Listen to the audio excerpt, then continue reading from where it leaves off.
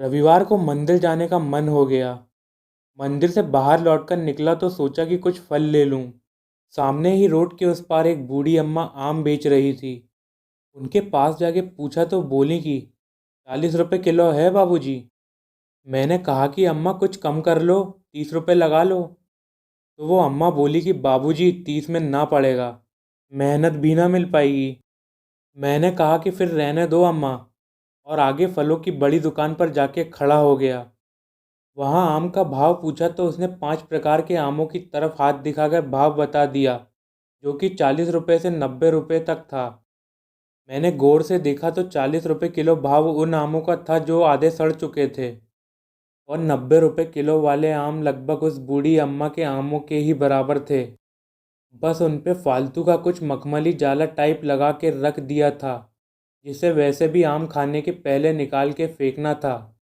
मैंने उस फल वाले से कहा कि कुछ कम कर लो भैया, सही लगाओ। तो उसने उंगली से वहाँ टंगे बोर्ड की तरफ इशारा कर दिया, जिस पर लिखा था, कृपया मोलभाव ना करें। मैं उल्टे पैर ही वापस बूढ़ी अम्मा के पास लौट आया।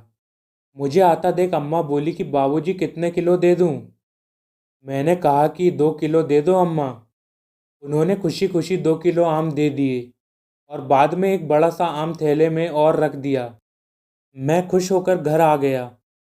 अगले दिन मैंने ऑफिस में यह बात सबको बताई, और सबसे आग्रह किया कि उन बूढ़ी अम्मा से ही आम खरीदने की कोशिश करें। इसके बाद मैं और मेरे ऑफिस के भी 5-6 लोग रोज़ या एक दिन छोड़कर उन अम्मा से ही फल खरीदने लगे।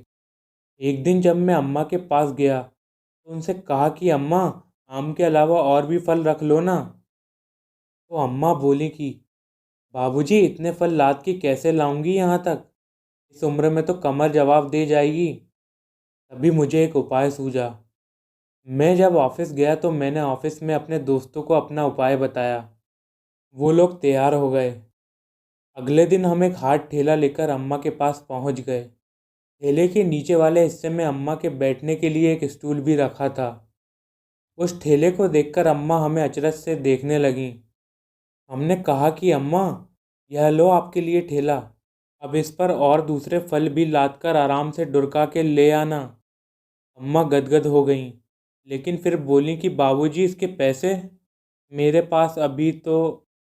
मैंने कहा कि अम्मा पैसे आराम से देते रहना, कहीं नहीं भागे जा रहे पैसे, जब आपको मुनाफा हो तब थोड़ा थोड़ा करके दे देना। अम्मा छलछलाई आंखों से हमें देखने लगीं। इस तरह कई दिन बीत गए। अम्मा का ठेला चल निकला, खूब आमदनी हुई। अम्मा ने ठेले के पैसे भी वापस कर दिए। हमने पैसे लेने से मना भी किया, लेकिन अम्मा ने ज़िद करके दे दिए।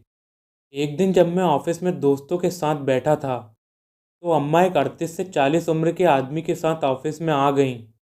उस आदमी ने आके सबसे पहले नमस्ते किया और मेरे पैर छूने लगा, तो मैंने उसे विनम्रता से रोक दिया। मैं कुछ समझा नहीं, इसलिए मैंने अम्मा की ओर प्रश्नवाचक नज़र से देखा। तो अम्मा बोली कि बाबूजी, यह मेरा इकलौता बेटा है, पिछले 1 साल से बीमार होकर बिस्तर पे था। अच्छा इलाज ना मिलने से ठीक नहीं हो पा रहा था। इसने तो ठीक होने की उम्मीद ही छोड़ दी थी। जब से आप सबकी मदद से आमदनी अच्छी हुई तो मैंने इसका इलाज अच्छे से करवाया, और यह अब ठीक हो गया है। इसकी ज़िंदगी तो आप लोगों की ही देन है। जब इसे यह सब पता चला तो यह आप सबसे मिलने की ज़िद करने लगा, तो मैंने आपके ऑफिस का पता किया। बूढ़ी अम्मा का वह बेटा हम सबके सामने हाथ जोड़कर रोने लगा और बोला कि आपकी दया से मैं ठीक हो गया। अब मेरी बूढ़ी माँ को इस उम्र में मेहनत करके कमाना नहीं पड़ेगा। अब मैं काम करूँगा और मेरी माँ का ख्याल रखूँगा। मैं जितना भी आपको धन्यवाद कहूँ वो कम ही होगा। उसे भला चंगा देखकर हम सबको एक अलग ही सुकून मिल रहा था। हाँ, तो हम केवल एक बूढ़ी अम्मा की मदद को चले थे, और उस प्रयास से हमारे अनजाने में एक इंसान को और जीवनदान मिल गया था। तो दोस्तों, वीडियो आपको कैसी लगी कमेंट करके ज़रूर बताएं, और ऐसी ही अन्य अच्छी कहानियाँ सुनने के लिए वीडियो को लाइक और चैनल को सब्सक्राइब करें।